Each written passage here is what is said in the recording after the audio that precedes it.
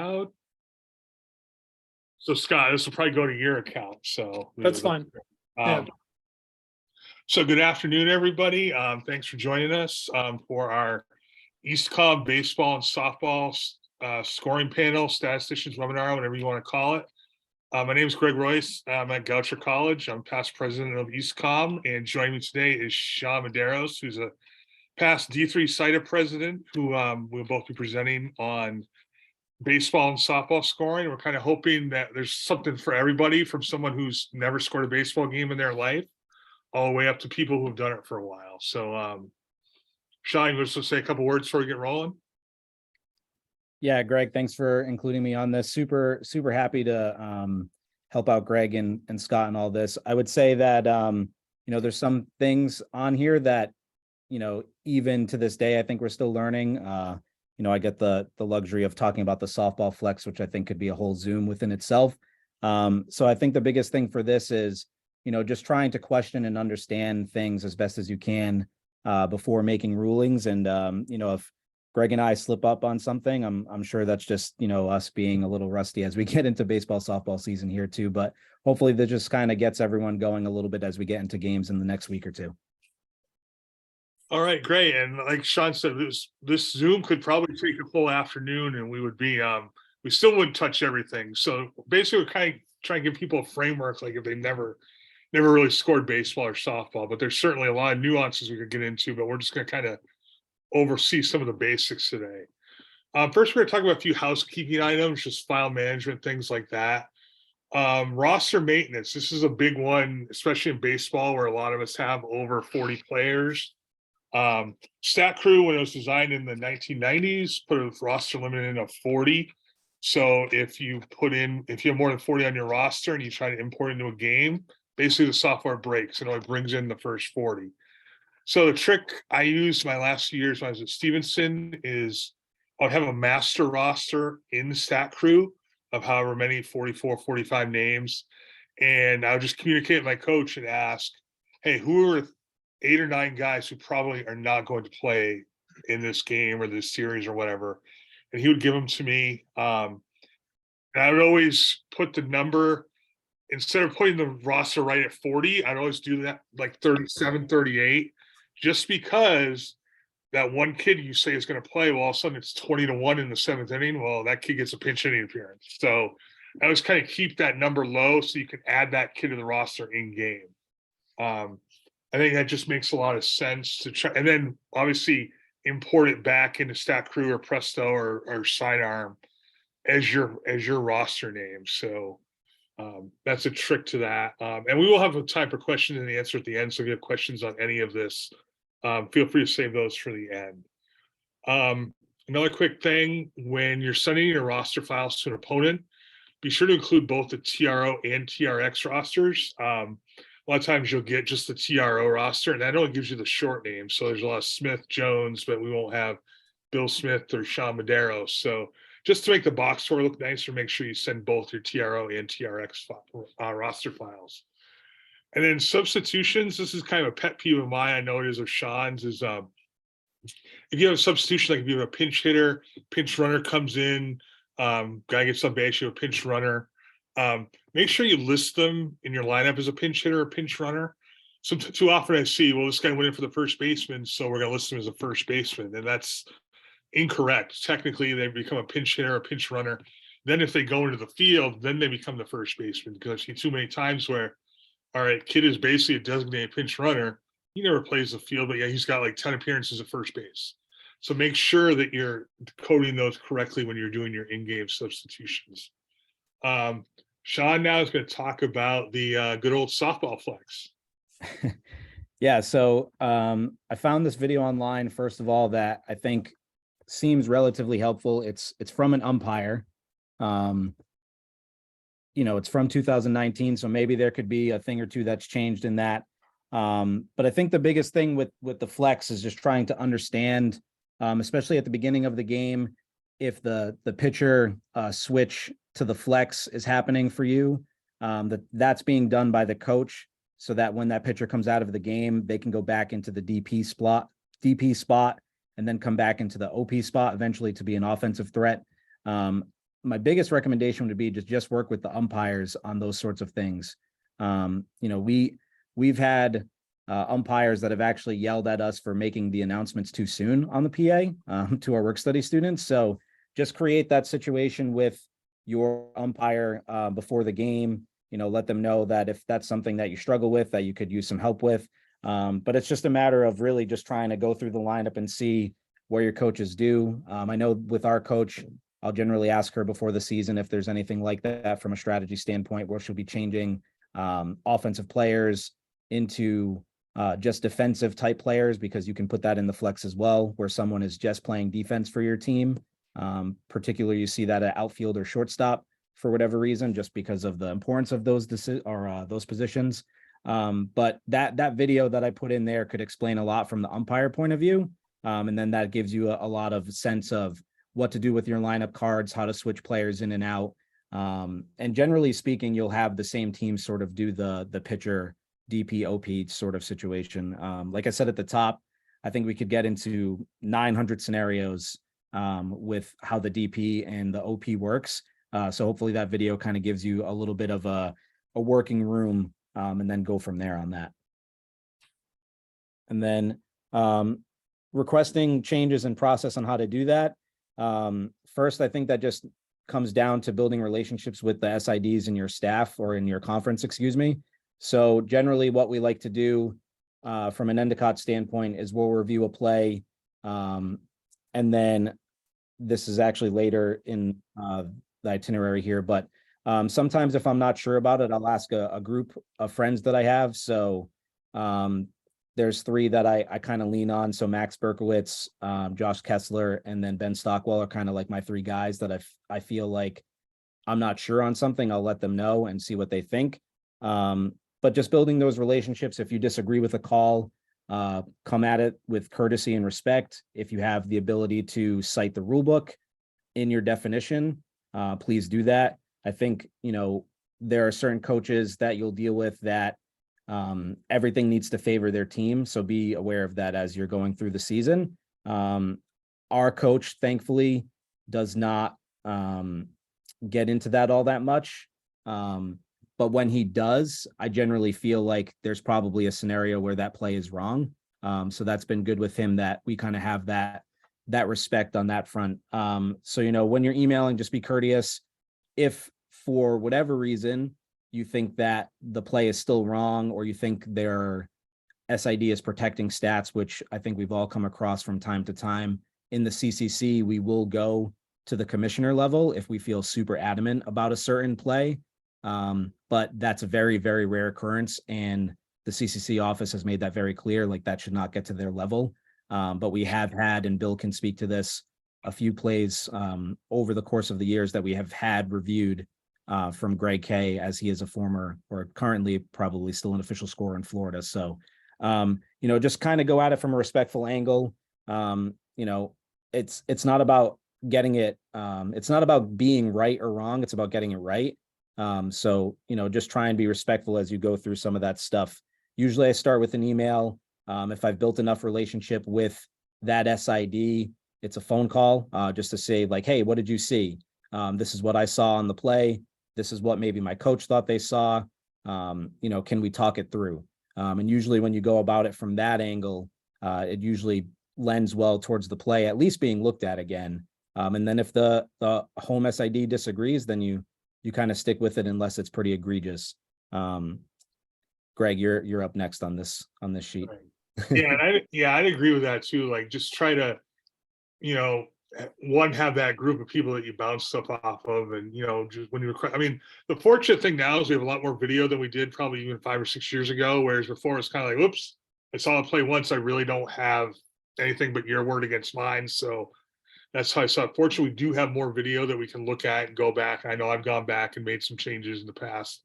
And again, just to have that group to bounce plays off of, because we've all seen plays that, like, we've never seen before. And I haven't been to the Northeast 10 in 8 years, and I'll still occasionally get a text from somebody like, hey, this scenario, how would you rule it? So I think one of the big things in this is to be consistent.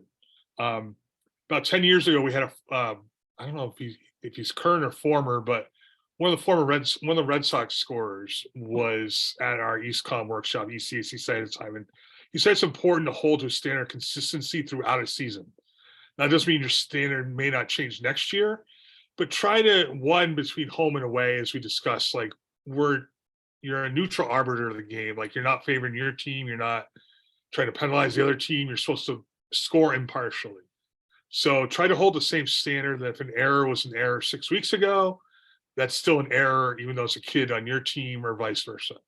Now, that's not to say you can't tweak your standard. Maybe you get halfway through the year and you're like, maybe I was a little tough on that.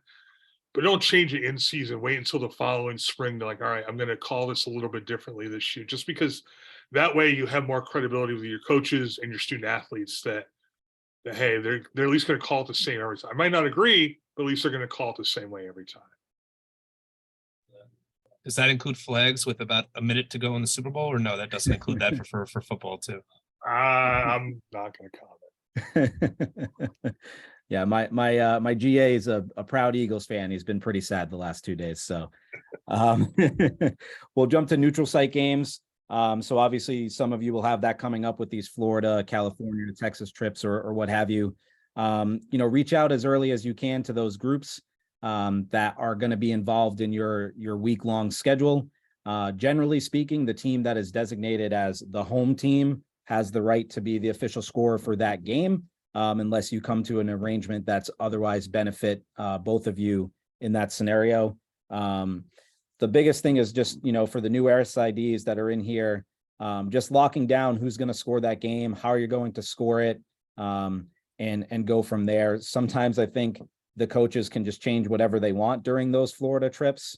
So, just hold it to the same standard as it was a regular game. I found that scoring off of flow softball for the softball trips has actually been relatively nice because you can go back and watch plays and not have to make the trip. For baseball, when we have teams that are playing away, we've just designated with the other school SID how it will go. Generally speaking, our coach will read off the book and we'll plug that into Stat Crew as best as we can. And then if the other SID has any questions, then we'll go through plays. To Ian's point, in the questions about earned and unearned runs, we keep the same thing going as we do for hits and errors. Just try and break down those situations as much as possible. You have to account for every base and why the runner got to every base or the batter runner. So keep that in mind as you go through for earned and unearned runs. We'll get to more of that with Greg later on in terms of how we're deciding what's an earned run, what's an unearned run, best practices for that. But the neutral site games, the best piece of advice would just be to get ahead of that as soon as possible. I actually received an email 2 weeks ago about some of our Florida games in softball. So we're just trying to decide with the other SIDs who's going to score what game. And then, that'll situate sort of the headaches down the road moving forward, because you don't want to get in a scenario where you assumed, Keene State was scoring the game, but then they thought you did. And then it becomes a mess after that. Our baseball coach is very detailed in keeping his own book, thankfully, but make sure there's someone assigned to keeping the book.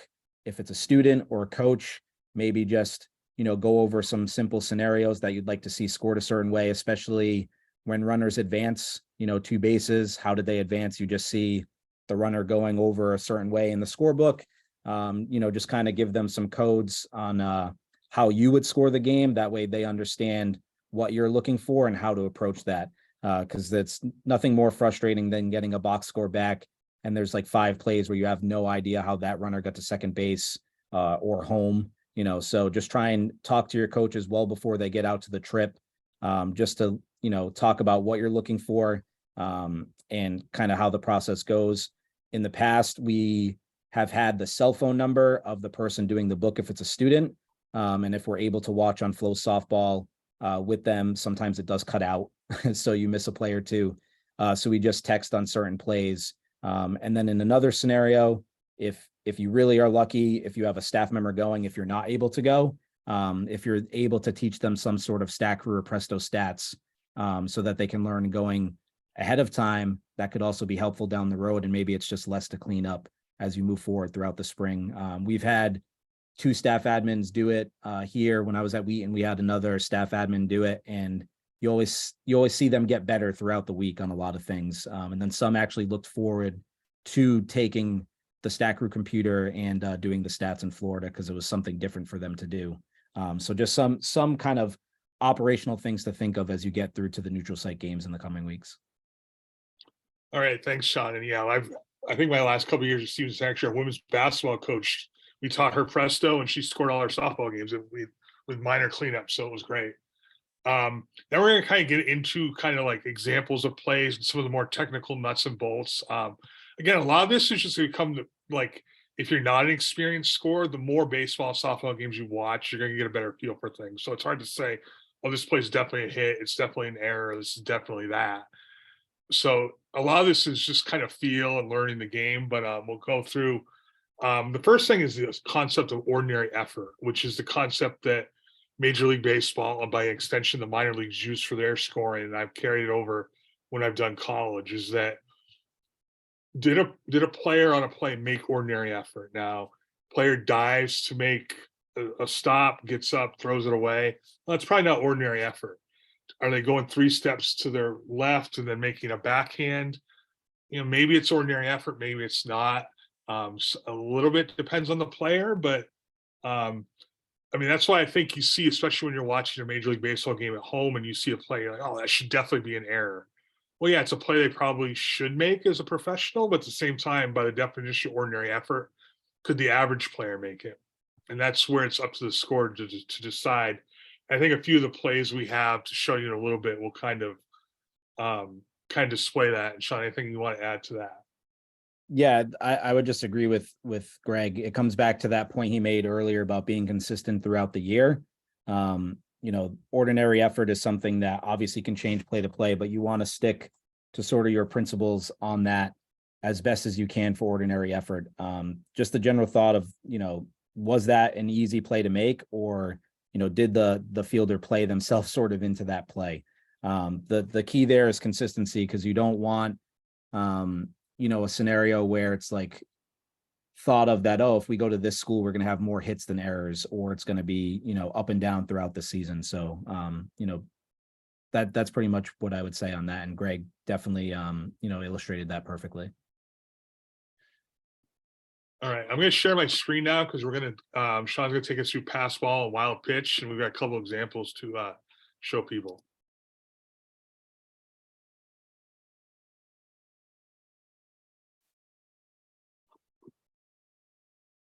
All right, can everybody see my screen? Yep.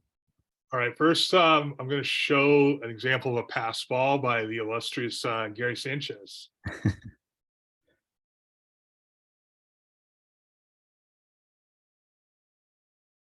Oh, I uploaded this one at home yesterday. Crap. I have them natively, Greg, if you need me to. Okay, it should only take a second. All right. And the other ones I say, other than the wild pitch, I think I save the other ones locally. Okay. So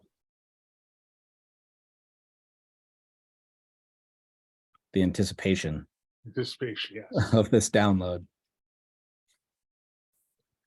Well, this is about how quickly he gets to a pass ball, so it's pretty appropriate.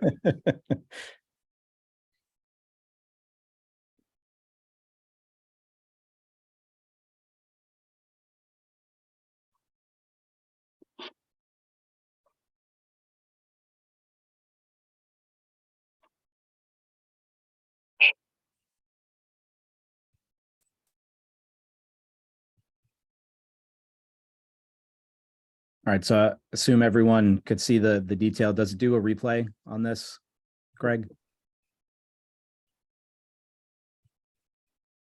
Maybe it does. Yeah, there's no replay, but I just want to get this they talked about.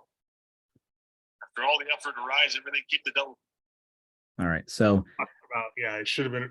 It should be a pass ball, but they might have called that a wild pitch. yeah. Do you want to show the wild pitch one, and then I'll Yeah. chime in? Yeah, if you want to talk a little bit, because the wild pitch one I think is Yeah. So the general rule of thumb is think of, you know, a catcher being in a catcher's position. Anything out of their ordinary effort to move left, right, up, and down that becomes beyond strenuous, essentially, like beyond being able to just catch and frame the ball, becomes a pass ball at that point. If they're in their crouch where where a catcher is, probably Wilson Contreras is right now. And he's just able to go reach to his left normally, right, up, down.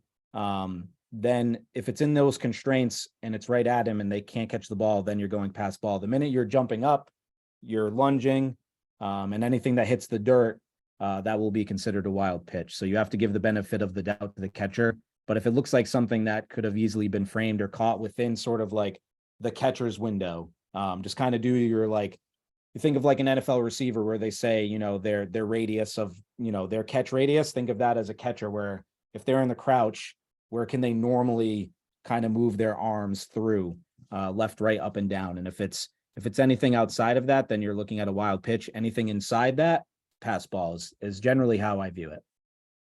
All right, here's the wild pitch example.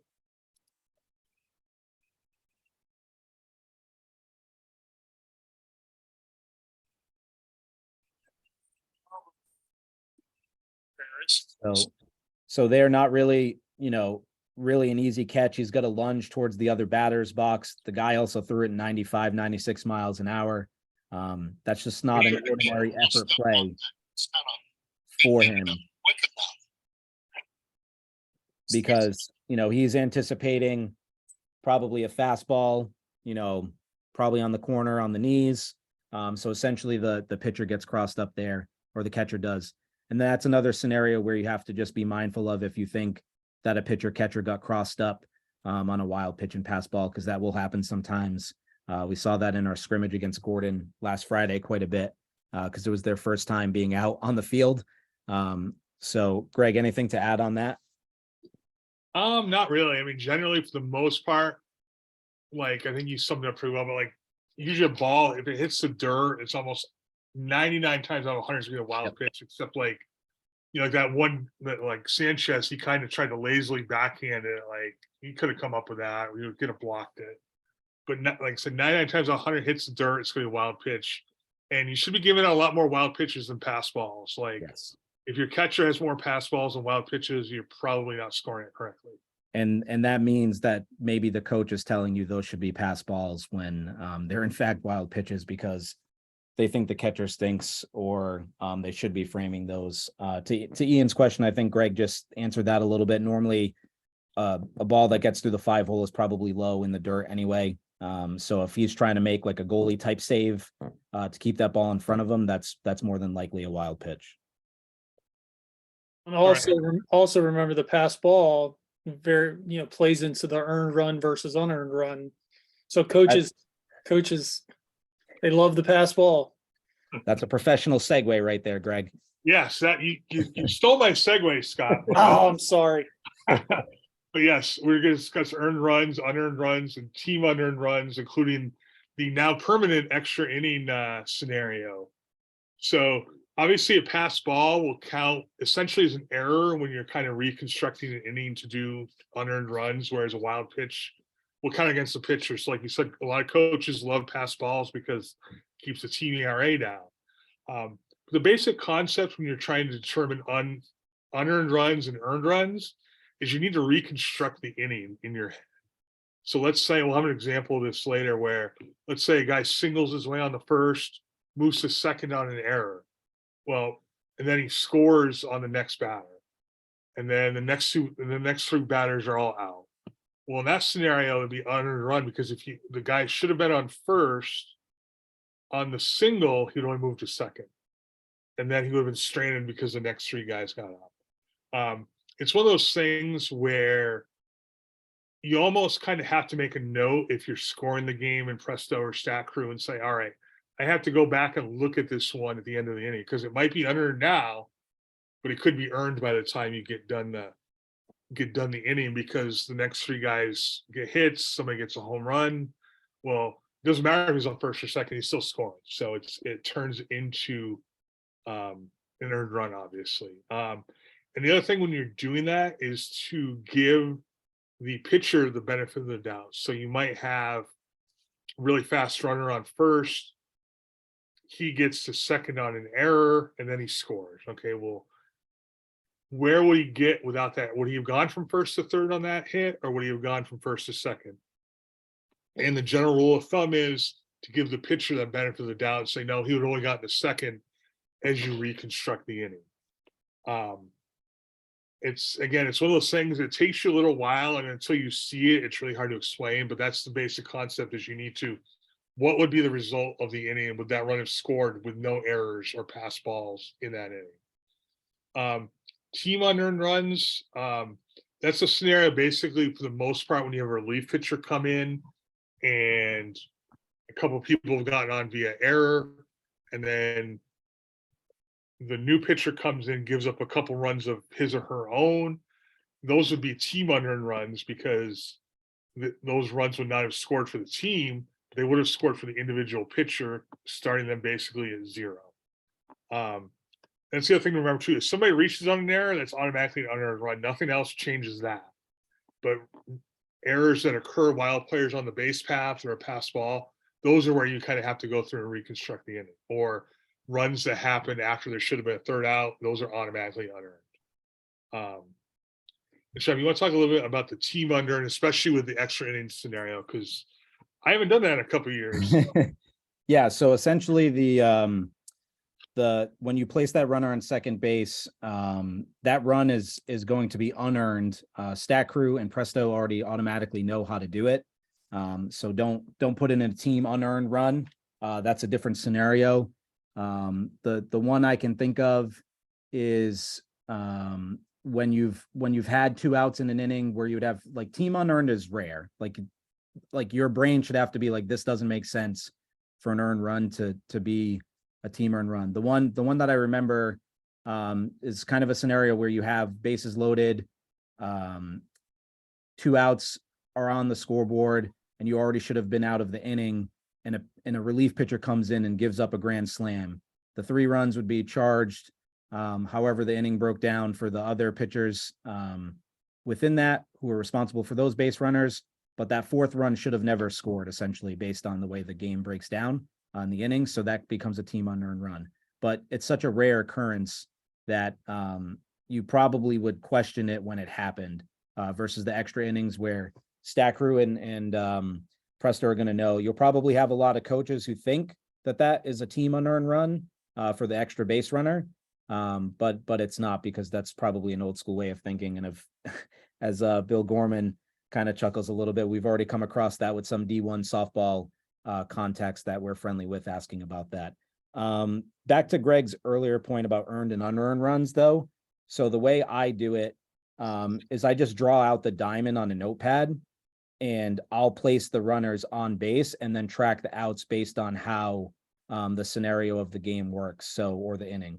So that's what sort of helped me. So like I'll have a notepad with 1 out in the inning, runner on second was an error, and put error or however they reached on second in parentheses, and physically move them across the diamond as best as possible. So my notepad could essentially have 5 to 6 diamonds written on it. And that's how I track earned and unearned runs, moving every person each base as they go through, and then tracking the outs.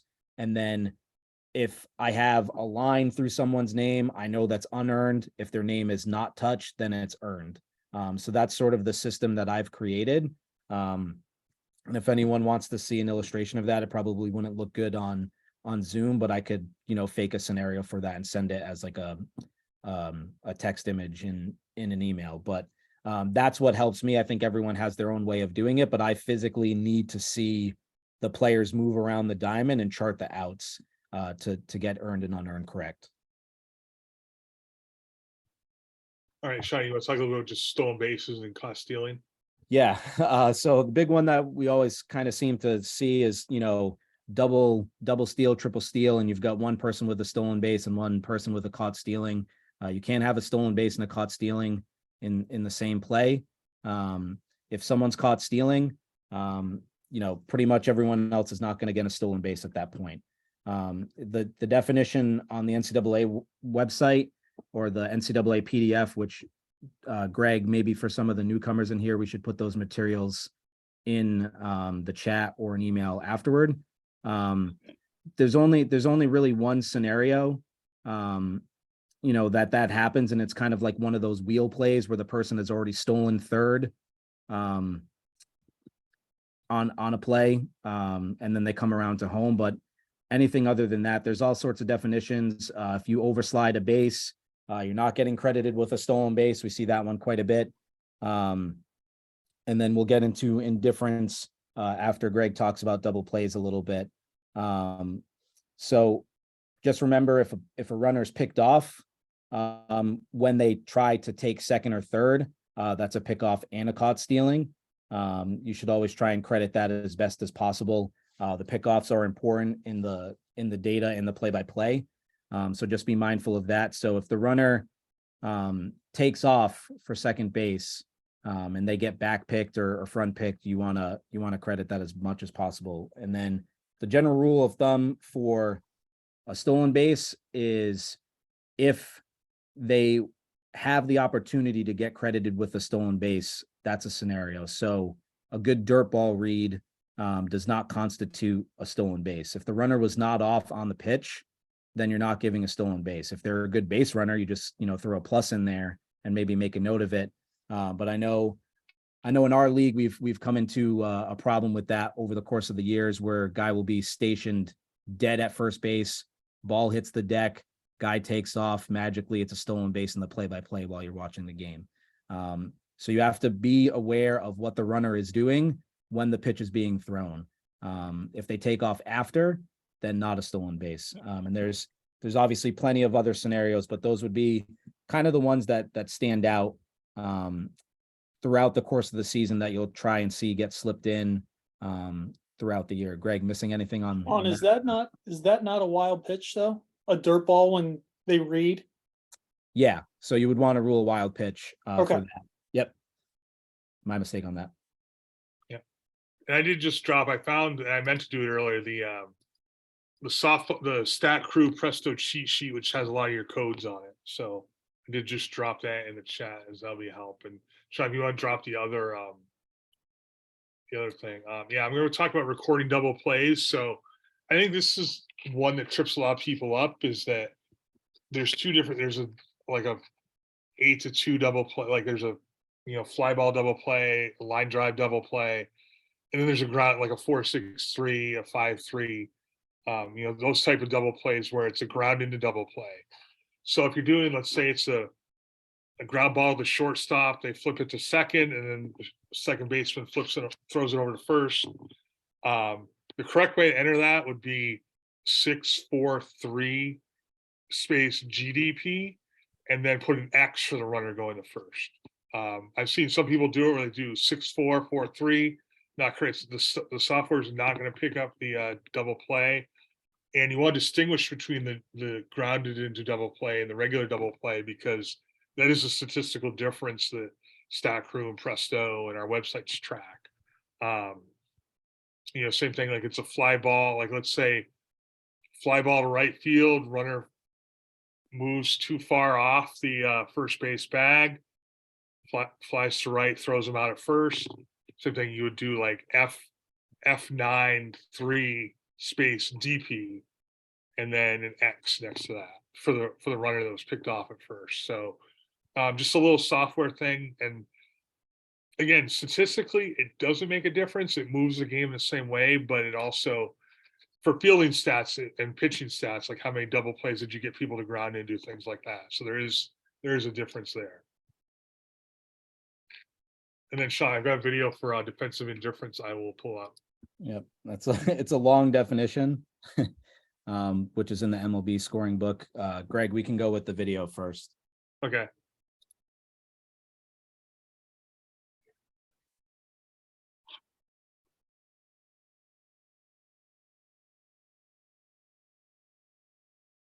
Yeah, this is when it's going to take a second to download. That's all right. So there are plenty of qualifiers. You'll see them in the chat there. Essentially, you want to deem based on the score, the inning, the base running situation, but primarily the score and the inning. Does this run have an impact on the game? If you're 10-4 in the fifth inning, that run could have an impact on the game. If there's 2 outs in the bottom of the ninth, and there's runners on first and third, that could be a scenario where the second base runner is given defensive indifference, but if they had thrown over to first base a few times while he was on first base, not defensive indifference, because they are actually worried about the runner. It sounds dumb, but it does happen. There was a play in Major League Baseball, I think this year, where Pete Alonso held the runner at first base for some reason in a game when he didn't matter at all to the score. And MLB actually changed that to a stolen base versus defensive indifference, which is what the MLB OS gave it at the time. Only because Pete Alonso held him at first. In the rest of the infield, they didn't even move, and they never checked over to the runner. So there's about 4 or 5 qualifiers for that. We'll look at one here that Greg pulled up.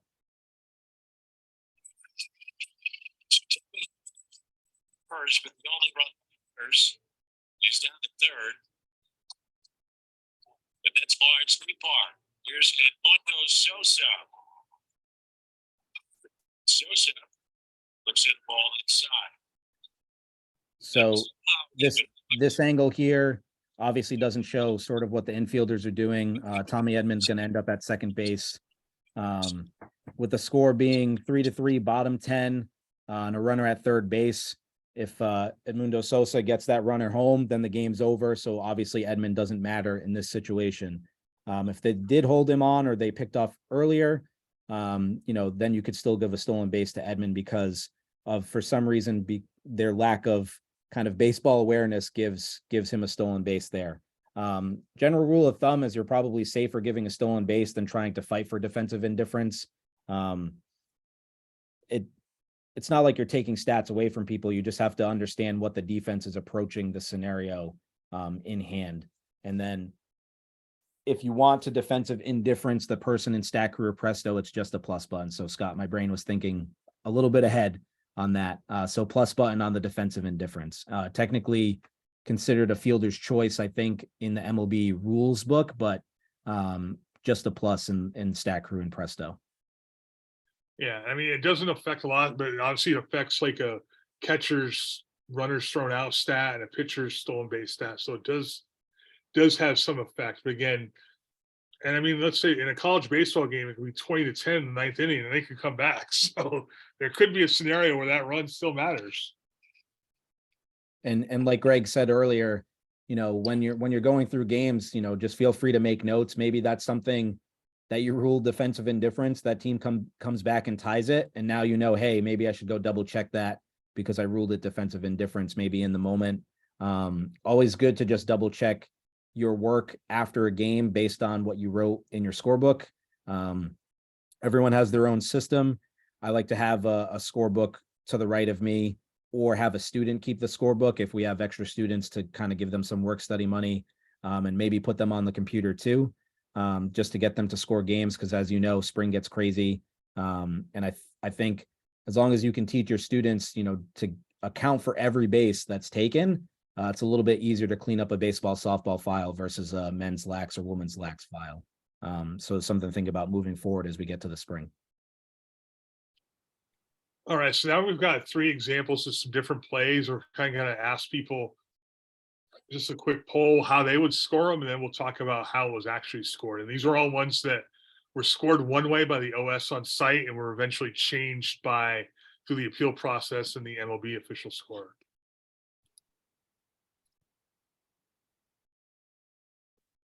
Oh. I really thought this was local. Computer does not like you today for some reason. Oh, I really thought I saved that one in the office on Friday, but I guess not.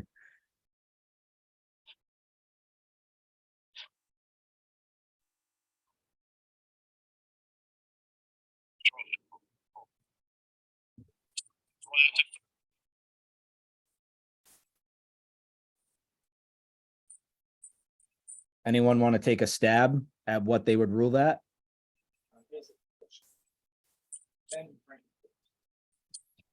E3, hit him in the glove. The ordinary effort Little standard. replay is coming, so. I'm initially going to say Hold on, I wanted to hear what Tommy said. Tommy was starting to talk there. Yeah, by the ordinary effort standard, I feel like that would be a hit, but also using the MLB. We got one error, we got one hit. Anybody else? We'll just make a, E5, you skipped the ball. and so we get 2 errors. I'm gonna say base hit. It's an in-between hop with a tough play going to his left, and then the first baseman's got to pick it out of the ground. Base hit. I would say base hit. All right. Greg. They initially called that an error on Kelvin Gutierrez, the Orioles' third baseman, and it was changed to a single for the Yankees batter. And then ultimately that ended up changing 3 earned runs for Bruce Zimmerman, which he didn't need any help getting earned runs. So, but yeah, that's one that I think I remember watching that game live, and I was astonished they called that an error, and it turned into a hit, which I think made a lot more sense, just because he's going to one knee, he's doing a backhand. I mean, yeah, he made the hard part of the play, and it was the throw that was off, but it's still, you have to consider that as one play. Now, if he gets to second, the runner, now you're talking a single and an error scenario. But as far as if he makes that play, that's a great play. The score must have thought Brooks Robinson was still over there. So Greg, you want to just kill the audio on that and play it one more time? Yeah. Just so people can see it. So yeah. So in this scenario, I think it's tough to consider this a 2-part play because he's never really set when he's throwing the ball. And it's a tough error to give the first baseman on a rush throw on a big hop. And to take into account, as you will throughout the season, our guy, Tim Castro from Ithaca here, is normally rated in the top 1 to 2% or the top 3 players, mind you, of speed in Major League Baseball. So he is normally up there in the StatCast data. So just the hurriedness of that play and that not truly being a 2-part play is what kind of stands out for me on that one. Yeah, that's something you have to consider too. I mean, we obviously with college players or even minor league players don't necessarily have that data. But if you know there's a catcher batting, it's going to be different than if the shortstop or the center fielder's batting. You can kind of factor that in. Like the third baseman knows, hey, this guy's fast, I got to get the play off. Whereas if a catcher was running, maybe he knows, hey, I've got an extra half second to make that throw, and he's able to make it. How much are you guys taking into account the person on either side? Like Greg, you just mentioned the speed of the batter or even the player in the field. Like should my All-American third baseman be making that play? Sure, but should my backup third baseman be making the play? Probably not. I mean, I think you can't hold it against the kid that, all right, that kid's an All-American, he should make that play. So I tend to like I probably give out more hits than probably a lot of people. But at the same time, yeah, I think you've got to consider a little bit that, all right, that kid makes that play 9 times out of 10 or 19 times out of 20. All right. But yeah, your backup third baseman probably not making that play. So I think you've got to consider a little bit, but that's a conversation I've had with both softball and baseball of, well, Nick should make that play and Joey's not going to, but Nick's the one in the field. So you can't hold that against my pitcher type of deal. But I agree with you you can't hold it against the fielder either. Right. Like just because that kid's expected to make that play, you're holding him to a higher standard than say your backup. So I think you've got to consider, and again, I think it's one of the things we say, yes, he should make that play, but by the definition of ordinary effort, it's still a hit. Like, yeah, he should make, there's plenty of plays I see every day I watch a game, like, yeah, he should make that play.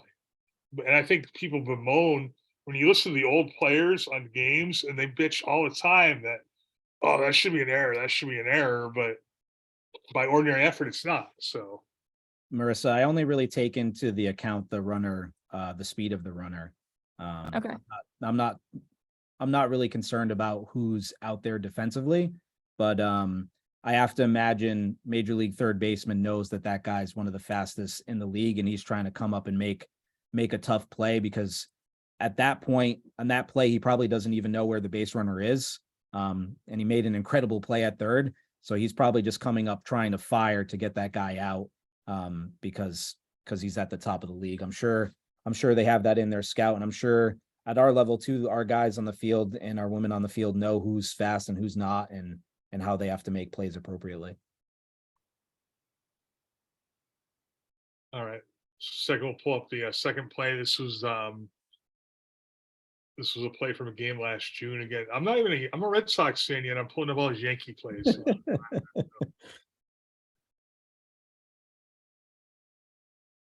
Well, at least the third one isn't a Yankees play. This is true.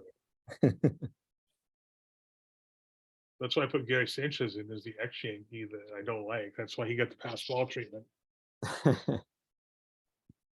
And all the plays with our Red Sox, Greg, were probably all just straight errors. So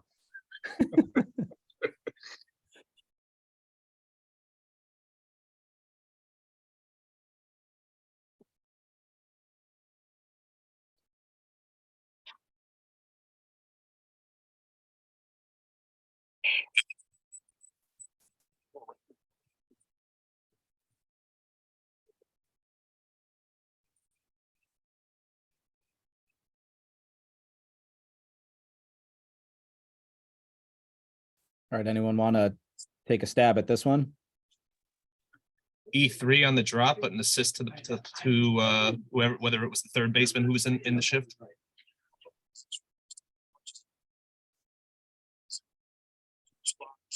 Anybody else?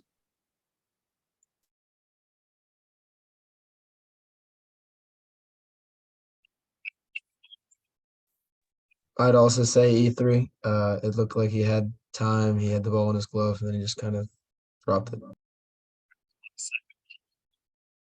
So pretty much all errors here. Greg, you want to talk about that one?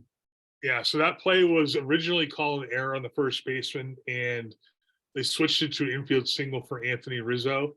I think, and again, this is kind of where I wish they had some more, like they kind of explained what the thought process was on the change log. Mhm. But I think the process was that first baseman Miranda was coming over he was getting the bag right at the same time as the throw, so he wasn't set. He was coming over trying to catch the throw while he was still moving. So I think that would be the explanation. But I could certainly see the argument for, an E3 and then an assist for the second baseman. But they ended up changing that to a straight single for Rizzo. So on that, if you were coding that play, if it stayed an error, you could give the muff throw to the first baseman there, and then an assist to the second baseman, Jorge Polanco. Greg, correct me if I'm wrong, but in baseball, you can do that, but based on the softball manual, technically you can't give the assist, right? Is that still a thing? I believe you're right. And again, it comes up a lot less in softball anyway. Yeah. But yes, I think in softball that's not an option, but in baseball it is. Personally, I think I've pretty much given in softball here or there because I don't understand why. I don't understand the difference. It's not like certain rules in men's and women's lacrosse. Like if the play should have been made, it should have been made. Why discredit the fielder for making a play? But I don't think anyone's going to call you out on that if you have it in baseball and not in softball, or if you have it in softball file. I'd be shocked. Yeah, I don't think anybody's looking at a file quite that close. Well, I can think of a couple of people that probably do. So. One of them in my group text. Yes. All right, so here's a third play that this one was also from June for Adam Duvall. So we'll take a look at this one real quick.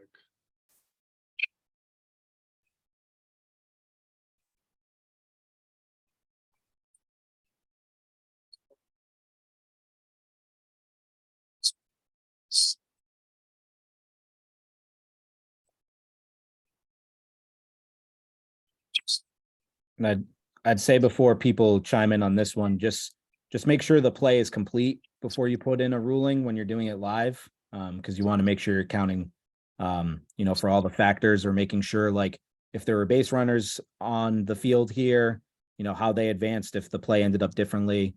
But curious what people think of this play.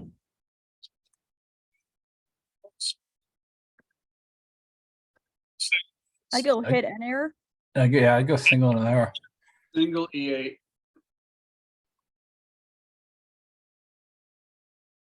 Anybody else? I was thinking just a total E8, like that guy didn't even seem like he had any idea that the ball was about to land in front of him. Yeah, they ended up initially ruling that a double, and then it was changed to a single and an error by the center fielder, which I think most of us had. I think the reason why you can't go straight in E8 was because they showed the wind, and the wind was, the wind was whipping pretty good. It's a day game in Wrigley. It's always gonna be a tough sun. So that's why I think they changed it to that. I think the important thing, which is why I chose this play, which is why I like it, is you can see Duvall stop at first and then go. Like if that had been a play where if he had been on his horse, is like I'm going to second no matter what, then yeah, then it's a straight double. But because he stopped and hesitated and then win, I think that's why you have to go single and an error. And that will be important too at third base. If a third base coach holds the runner up, waves them the whole way through, those can factor into the scoring based on certain plays. Like Greg said at first base, and even you can obviously have that at second, but those are some key indicators when you're going to look back to review a play to see the whole scope of the play, and this play is certainly important with what Duvall does at first. Yeah, that's why I'll just throw what's worked for me in the past is on a play like that. I kind of make my field of vision very wide, so I can kind of see the runners, kind of see where the fielders are going, and kind of, I don't want to say zone out on the play, but just kind of get my peripheral vision wide. So I'm watching those runners to see if they stop or they go and things like that, because I think it's helped me a lot where I could see out of the corner of my eye, wait, that guy stopped at first, he decided he's going for a straight double right off the rip. So if you can do that, and it takes a while of training, but if you can train yourself to kind of watch the whole field as opposed to just being focused on the ball it's batted, that'll help you a lot when you're trying to make these kinds of decisions.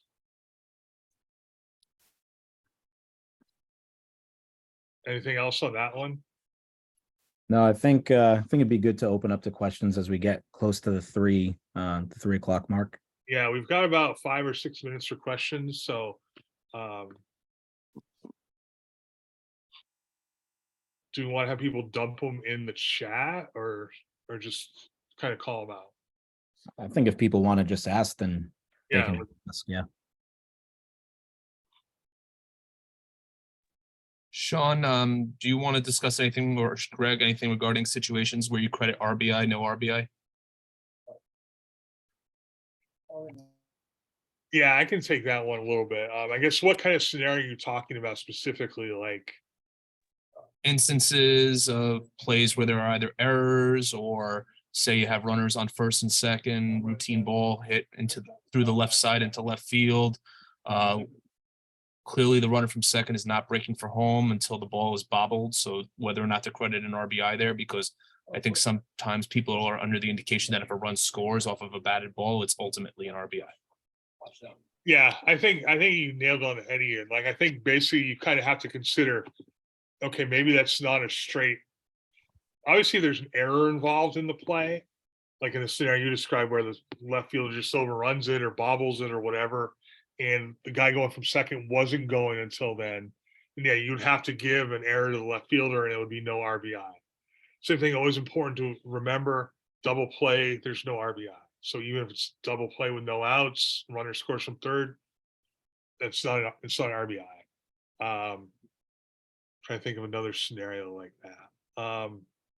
But yeah, I think you hit it on the head. And like, just because it's a batted ball doesn't necessarily mean it's an RBI, and you kind of have to again kind of watch the whole play to kind of factor like, okay, yeah, he stopped at third and then went on the misplay, or even just it could be a lazy throw, so it might not be an error. It could just be a slow throw in from left, and you wouldn't give an RBI necessarily in that scenario. Now your coach is going to come up to you after the game and say, well, why didn't you give an RBI? But there could be something, because obviously another thing to remember too is just slow handling of the ball is not considered an error. It has to be an actual physical misplay. So just getting it in slowly, kind of lollygagging the ball in from left or third or whatever. It's not an error, but you'd also not give an RBI there. Another nuance, and that's where this kind of can go from a scoring standpoint. RBI on what would have been a sac fly, but you give an error if you think the runner would have scored anyway with less than 2 outs. You can give an RBI in that scenario from third. Sac flies, from third only for an RBI unless you have a weird play from second base. Runners advancing from second to third, first to second are not being, the batters not being credited with a sac fly for advancing the runner. They have to score on the play. I think there have been sac flies from second base here and there. But that's a weird play. So sometimes you'll see that in files where people will get sac flies for moving a runner from second to third. Has to be from third, and when they score, unless you had a weird play from second. But I think I messed up the rule on that one. But that's another RBI scenario that you could have. When softball, isn't there sac flies went from like second to third? Go ahead, Greg, or Bill. I think you're on mute. Oh no. Sorry, I was saying bye to someone and I realized my video was still on. All good. Greg, what did you say? Sorry. I think, isn't there scenario, doesn't softball give sac flies for like second to third, first to second? My understanding is that you should not get a sac fly unless a run scores. Okay, somebody tried to tell me that and they didn't know what they were talking about, which Someone's yeah, I'm stunned somebody tried to tell me something was wrong. someone doesn't want to get charged in at bat is what that is. Anyone else? For the roster limits in Presto, how do you, so say I send the roster with 35 guys like Greg recommended. How does, and my 36 guy that I wasn't accounting for, he comes in. Does the scorer just open up like the edit roster function on Presto and type its information in? Yeah, so I've done it that way where you've been able to add in game or just overwritten a certain student athlete. So with our roster, last year it was over 50. We'll have 57 this year. I'll go in Presto and make for every game, try and get, if there's guys on the bubble, try and talk with coach about that. Generally speaking, he'll give me a list of guys who, like, unless something wild happens, they're not getting in, and I'll make sure those guys are inactive as best as I can. And then for the away SID, last year we ran into it quite a bit where I'd give him sort of a short list, like, hey, this guy's a pinch runner late, this guy's a pinch hitter. You might have to substitute him in over, number 22, Liam Crovo, who's more of a pinch hitter. So there might be a scenario where it's kind of like football in a sense, where you're kind of giving like a little bit of a key on terms of double numbers. So the best you can sort of organize it for the road SID, the better. But sort of gotten a routine with our head coach trying to find out those inactives before games as best as we could. Not a perfect scenario, obviously, with everything going on, but you can edit in game. And just, I think Presto allows you to add once you get the roster in, if I remember correctly. But other than that, I'll just, delete over a pitcher who I know probably shouldn't be in. And you can give those sort of names to the SID before the game. So, and if you say your Stacker computer's dead and you don't have anything else to run Stacker, you can do all this roster management in Presto, but like adding, deleting isn't creating duplicate guys. No, because you're just downloading the packed file from Presto at that point and then getting out of the scoring menu. And then if you have Stat Crew to bring it back into, it'll just take the guys that you had in the file for that. Okay. So we've been moving everything we've scored the last 2 years, everything in Presto. After home games, I'll bring the file back into Stat Crew and then re-upload to Presto, because I think Stat Crew catches some things sometimes with Presto that it doesn't.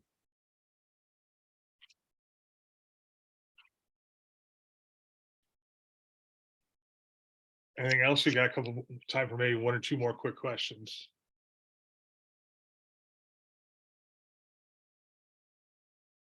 In Presto Stats, should we be like making it a habit to import the rosters via Stat Crew, or go based off of what is showing up in Presto? So that's a good question. If you ask for a Stat Crew roster, and they give it to you, yeah, I'd rather upload the Stat Crew roster, because we have some schools that do use Stat Crew, some that don't. At the very least, just trying to go into Presto and verifying those inactives and actives, based off of that Stat Crew roster, if you've pulled it into like a machine and just see, what's in there. But hopefully if you're asking for a Stat Crew roster, this idea is sending you the most updated version. Because I know for sure things get busy. I've definitely forgotten to deactivate or activate a guy in Presto, for a series. And then, if you have a lot of your conference SIDs in a group text, maybe they can just send you a quick text or quick email. But yeah, if you can ahead of time ask for more of like a curated Stat Crew roster and then import it, I would do that. It probably in theory should be more accurate. Because I know for a fact I messed that up a few times last spring with our interchangeable parts with guys being active and not active in Presto. And the other thing too is if you're just pulling a roster from Presto, let's say your opponent has 50 guys in Presto, you try to start the game, it may not let you start the game, or it may like just chop off at 40. Because I've run this in lacrosse too, where the other team's got too many guys, we can't even start the game, so you got to delete guys. So yeah, you're probably better if you have a roster to pull it in.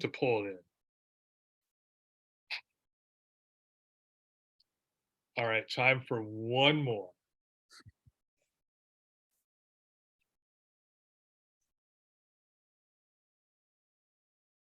All right, well, again, I just want to thank everybody for joining us this afternoon.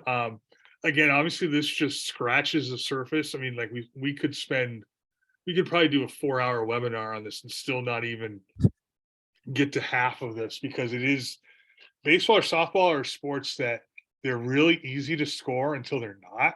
And you see something that, all right, I scored 500 games, something new came up. So you're always going to see those things. But the more you do it, if you haven't done it, the more you do it, the more you learn. You're gonna get the hang of it, and you're gonna learn. Just have those people to bounce things off of, and certainly if people have questions, any follow-up questions, certainly I'm open. I'm sure Sean is as well. If you got questions to kind of clarify some things, or if you have any questions, just feel free to reach out. Just a couple of housekeeping items. Again, this was a production of EAST-COMM, Eastern Athletic Communications Association, for those that are unfamiliar. So we're just trying to do a monthly education series. If you're not an EAST-COMM member, memberships for 22-23 are still available. That website, if you go to eastcomm.com, the membership to join, it's just $50, and that covers your whole office for the whole year. So feel free, it's a great bargain. That also gets you a discounted registration to our upcoming workshop in Springfield in June. And registration for that should be opening in the next several days. So keep an eye out for that as well. Sean, anything else before we wrap up? No, I think you hit it pretty well there at the end. I would just say my biggest recommendation is if you can, just grab a group of 2 to 3 people that you can bounce stuff off of throughout the year. I can't express enough how much that helps. When I get really stuck, Bill Gorman is who I go to last on things. But it's just super helpful because you'd rather say you did your due diligence on stuff just versus calling a play and then moving on from it without trying to consider anything. Like I said, I'd rather get it right than be right. So that would be my biggest takeaway from today. All right. Once again, thank you, everybody. And this recording will be available in the next few days on the EAST-COMM website. So feel free to share it with any colleagues, any student assistants that you have, or other assistants in your office that might be interested and are just trying to learn learning the game of baseball and softball. I think a lot of us know the game, but and I thought I knew the game until I started scoring at the minor league level, and I was blown away. So the more you do it, the better you'll get at it. That's my final word of advice. So thanks, everybody, and we'll talk to everybody soon. Thank you. Thank you.